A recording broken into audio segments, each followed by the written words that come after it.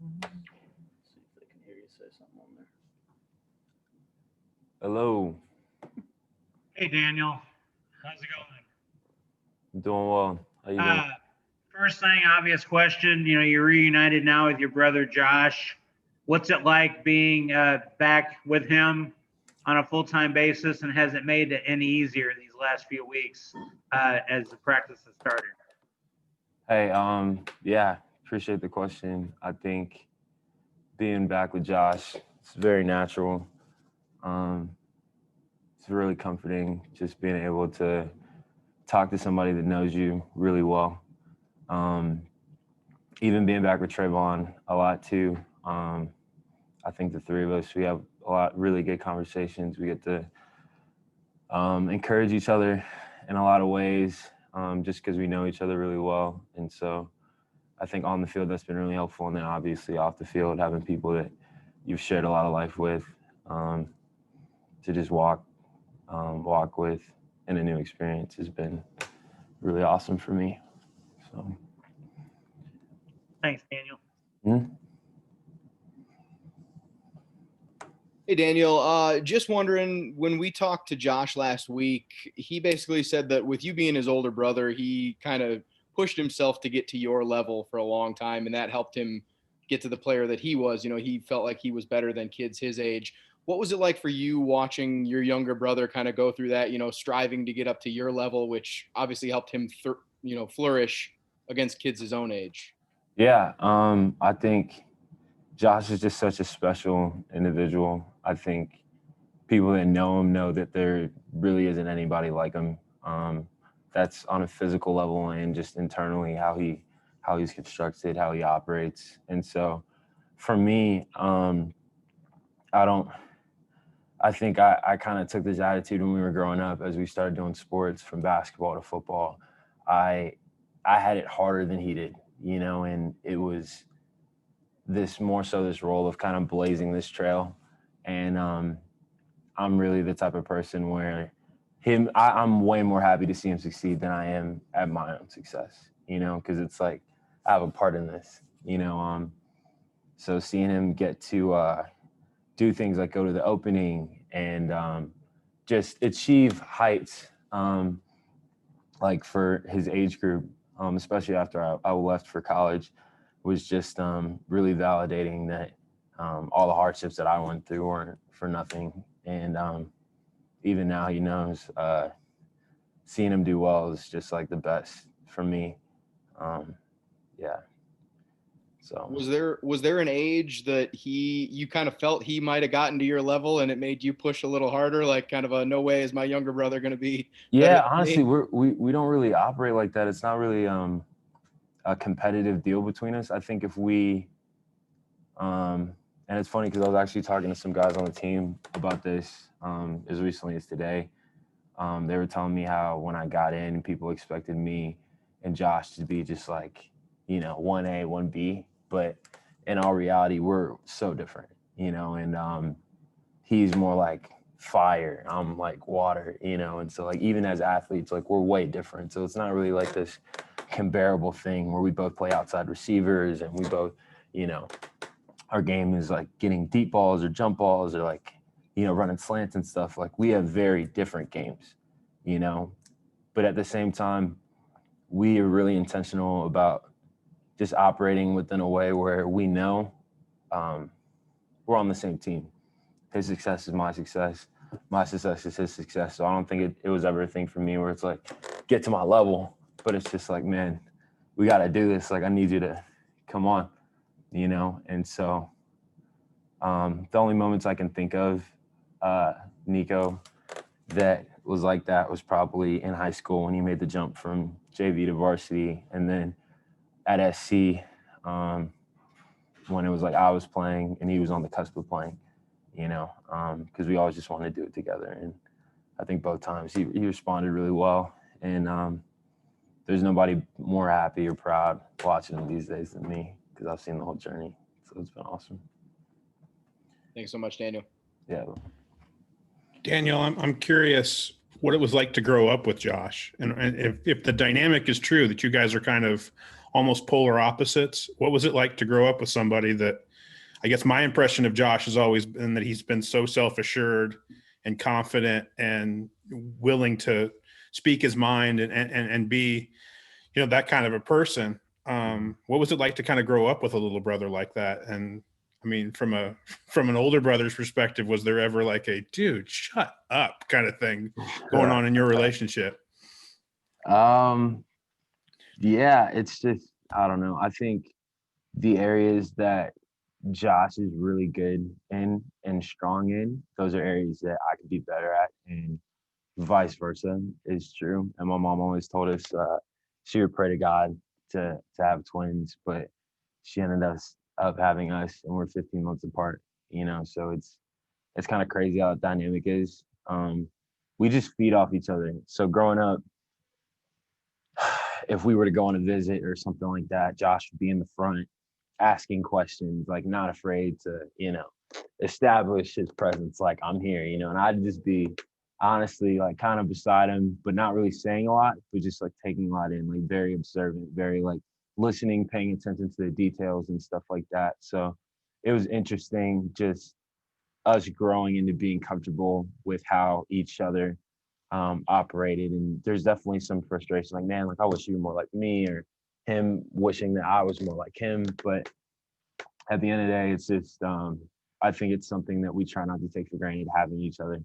The year or when he left, because we lived together at SC, when he left, I know it was tough on both of us, because it was like, dang, this is the first time since high school, where we haven't been in the same space. And as different as we might be, it's like, that's my best friend. There's nobody that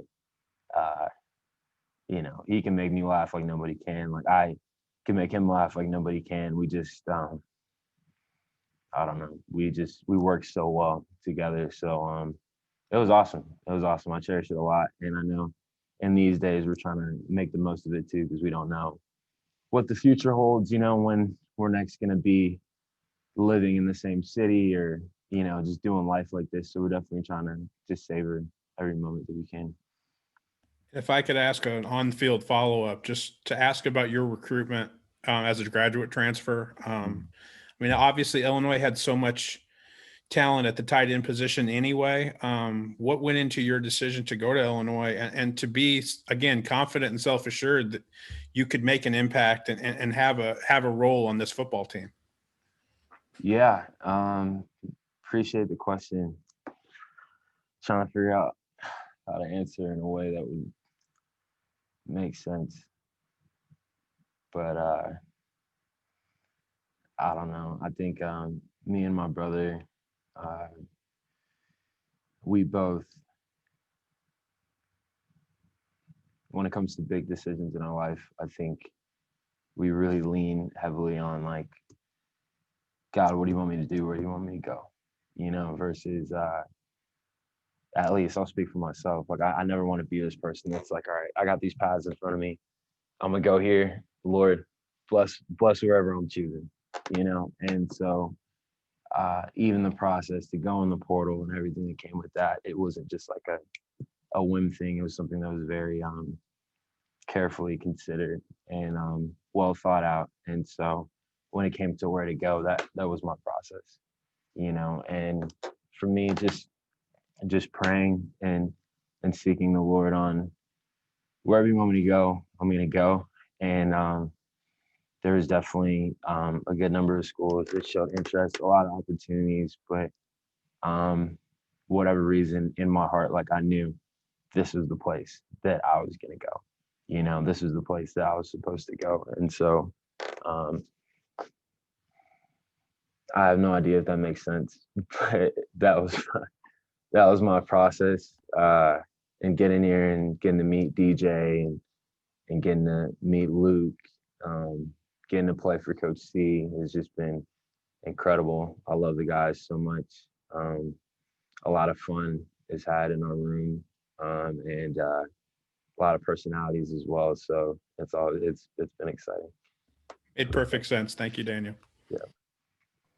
Hey, Daniel, nice to see you face to face. Finally, it's good to see you. Your brother and your mom both talk about the cul-de-sac in Georgia that you Right. used to play basketball in. What do you remember about those days of, sports and you and Josh going at it? Yeah, man. Cul-de-sac is legendary. I remember a lot. I mean, when you say that, I think of Josh kicking a soccer ball from, basically the street where the cars drove all the way to the house and breaking lights. And I think of, us just hours of playing catch up there, football. But the most time we spent in that cul-de-sac was shooting hoops, all day, every day we'd shoot till 11, 12 whenever our parents would tell us to come in. So getting to go home briefly with Josh over quarantine. We didn't get to spend that much time in Georgia, especially after we had left to be in LA at USC. So kind of going back where it all started, just from when we were small, just instilling that work ethic of if we're going to do this, we got to do it with a whole heart. We got to pursue excellence. We got to pursue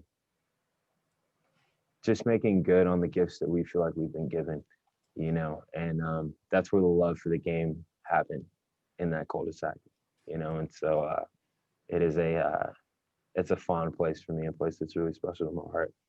And yeah, I miss it. Hope I get to go back there at some point soon after the season. As a younger brother myself, I know the benefit of being able to watch an older brother kind of go through the process first. Yeah. Josh talked about how important that was to him, but was there anything you learned from him watching him last year kind of have the success he had at Illinois? Was there anything you as an older brother learned from your younger brother? Yeah, Josh he's an overcomer. I think I don't think anybody would really know the magnitude of the inertia that he's overcome to be where he is now. And that's not to say he's in this grand place, but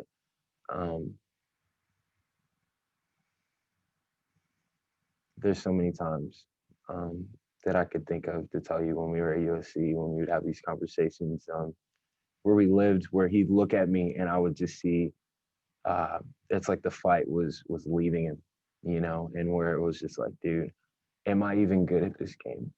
Can I even play at this level? I'm treated, in this way, X, Y, and Z, but it's like, I know I can do this, but it's like, do I need to be done?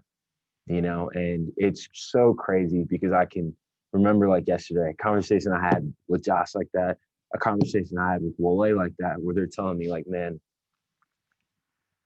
almost like, I don't know if I want to play anymore, and for me getting to watch them both last year, because Wole is like my brother as well.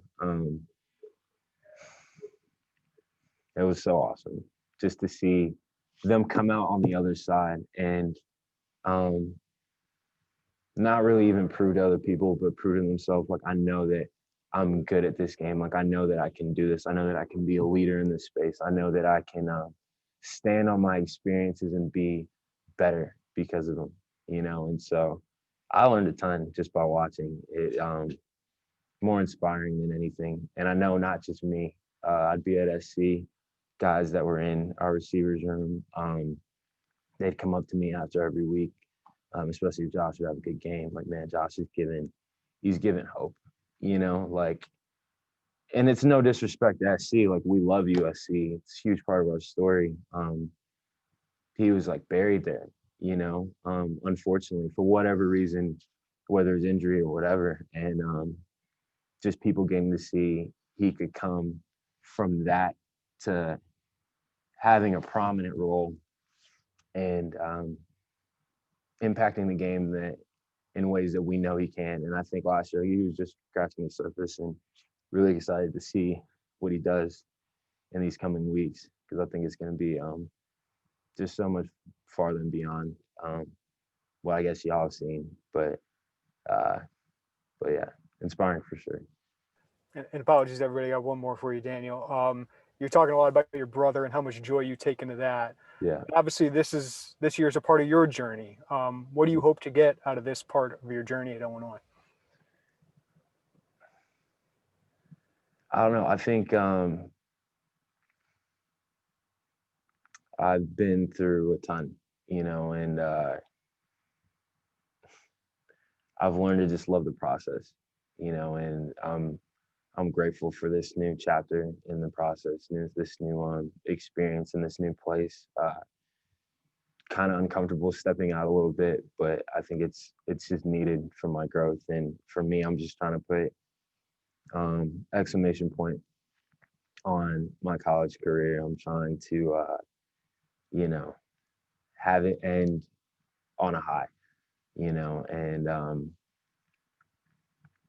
definitely believing for the best with that. Hard question to answer. I don't know. That's a good one, but I'm hoping, believing, moving forward, anticipating the best to answer it. But yeah, Thank you, Daniel, so much. yeah, appreciate it.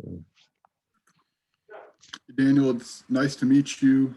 Josh said, there wasn't really one moment where he knew like, oh, Daniel's coming here. It's just kind of over the course of a couple of days or weeks that the phrasing you were changing, or the tone or the words, kind of made it clear to him that you were leaning towards Illinois. I'm just curious how that kind of worked out from your perspective, and when did you kind of know that this was the best path for you? Yeah, for a younger brother, Josh is like, he's really protective over me, which is, it's kind of weird, but he would tell me he'd be in the training room whenever I said I was going to the portal, and people would be like, oh, so your brother's gonna come here, right? All this stuff. He's like, hey, that's not what we're gonna do. Okay, like whoever's best for him, like that's where he's gonna go. Like I don't want to hear nothing about it. And so Josh was never somebody that was like, you need to come here, you need to do this. Yeah, it was never like that. Any pressure, but like I kind of said earlier, like as days went on, it just became clear, like, man, like I need to do this. I need to do this. Like this is where I feel like I'm supposed to be. And I shared it with him. He was the first one I told, and he was just like, bro, I didn't want to say anything, but in my heart, I'm hearing the same thing. I've heard the same thing. I've been heard the same thing, but I didn't want to tell you, and so that's really just how it was. And so it's cool to be in the same place, make it kind of easy on parents, the family, knowing they don't have to kind of keep eyes on us from all these different places in the country. And we got our baby brother growing up and stuff like that too. So it's cool. Just like having kind of a central place where we can both be for the time being. So yeah. And he said he watched you, whether it be phone calls with recruiting services and kind of asking you about your process, and he watched how you handled yourself in those situations and in other situations. Were you cognizant, like at that time, that hey, I've got someone watching me, I want to make sure I'm setting an example? I mean, I don't know how easy that is to do in high school and to kind of recognize that in the moment. Yeah, man, I think having Josh, and then we have another brother, he's 8. So I do think I do carry the weight of, like, I got people coming after me, and they'll be the first ones to tell you I'm not perfect. But in the recruiting process, I definitely just wanted to do it well. I wanted to be genuine with whoever I was talking with. I didn't want to play games. I wanted to ask the right questions. And Josh is such a smart, just naturally smart person. Like, he took what I did and just built off it. I think when it was time for him to decide where he wanted to go to school, first time and the second time, he had this whole just matrix of criteria, like, this is what I'm looking for in this area, this area, this area. If they don't line up in these different areas, like, I can't consider going there, and so, yeah, I definitely, I blazed the trail, I guess, but he is the one that really made it, he made it nice and smooth, like, he built so much upon whatever it is that I did. So hopefully for our youngest brother, it'll be even easier and smoother for him. Thank you so much, Daniel. Yeah. Hey, Daniel, I appreciate you doing this. You mentioned, you had discussions with Josh about whether he wanted to play, keep playing at times. Over the last couple of years, did you have thoughts about if you'd even be able to play again, as you went through those injuries? Yeah. Man,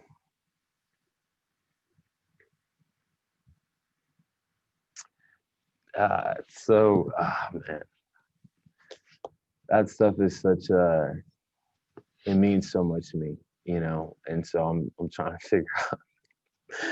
I'm trying to figure out how deep I should go in my response, but man, I think for me, I knew, and obviously, I think when the appropriate time comes, like I will get to go in detail just about like that time in those days, but my mindset has been like I'm gonna go until like I physically cannot.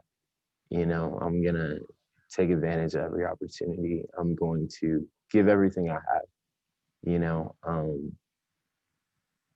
Operating from this place, I don't want to waste what I've been given.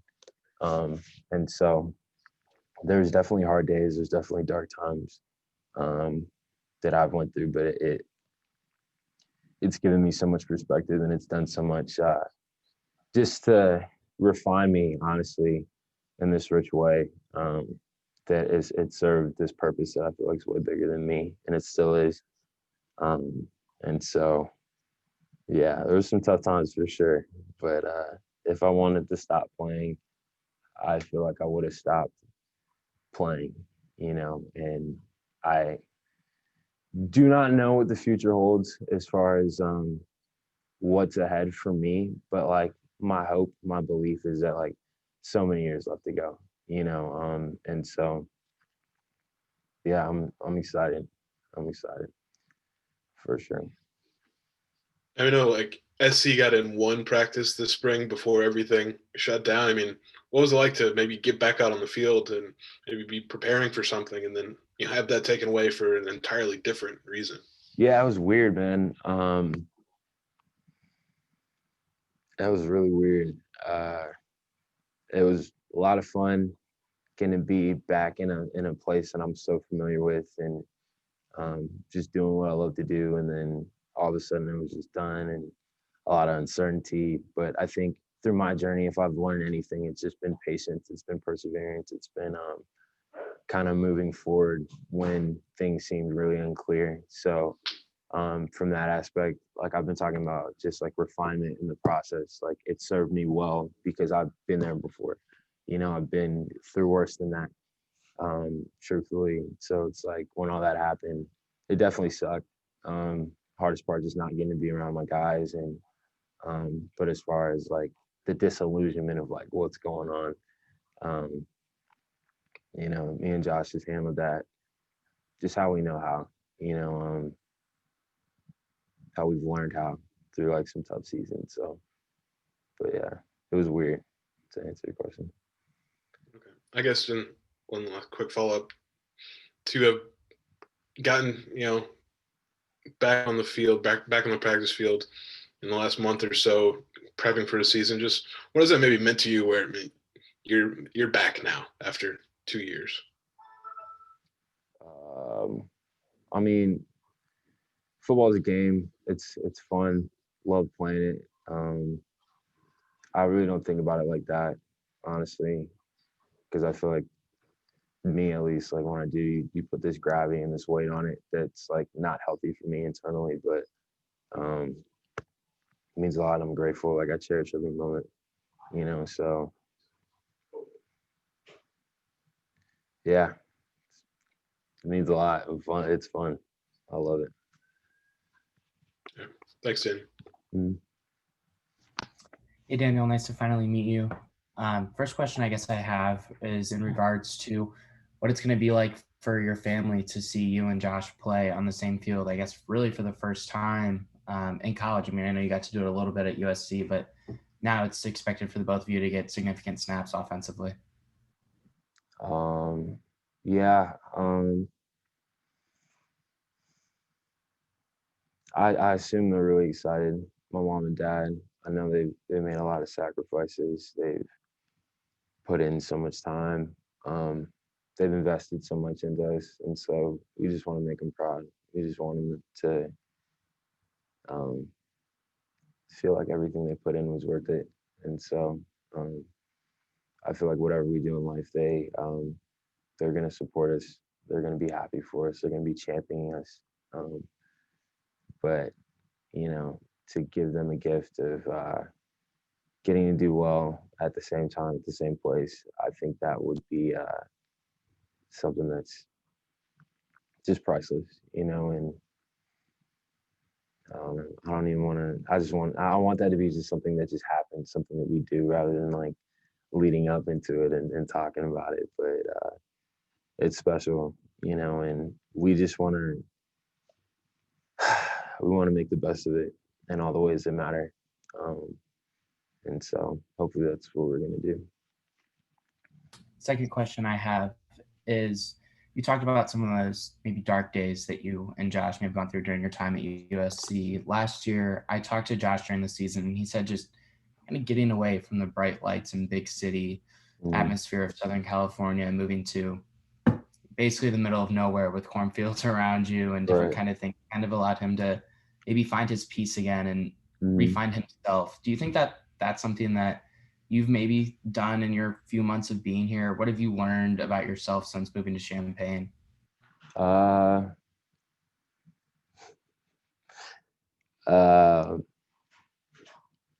learned a lot. Definitely learned a lot. It's just it's such a different place, honestly, and that's not even like in a bad way.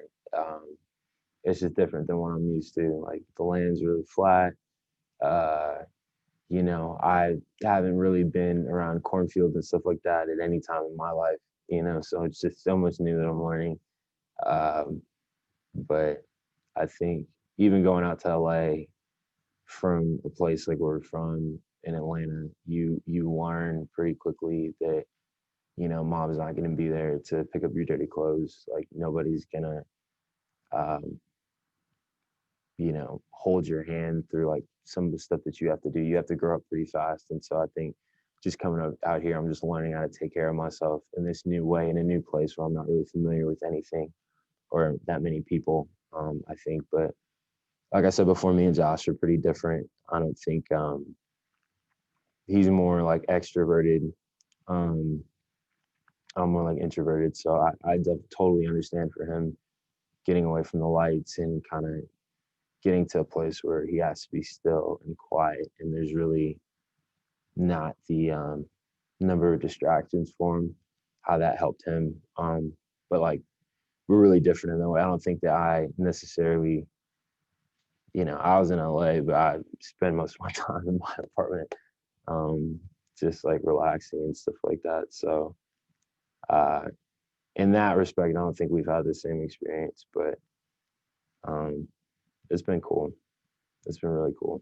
And I've liked it a lot so far. Thank you. Really appreciate it. Thanks, Holly. We're good. Yeah, I just have one more.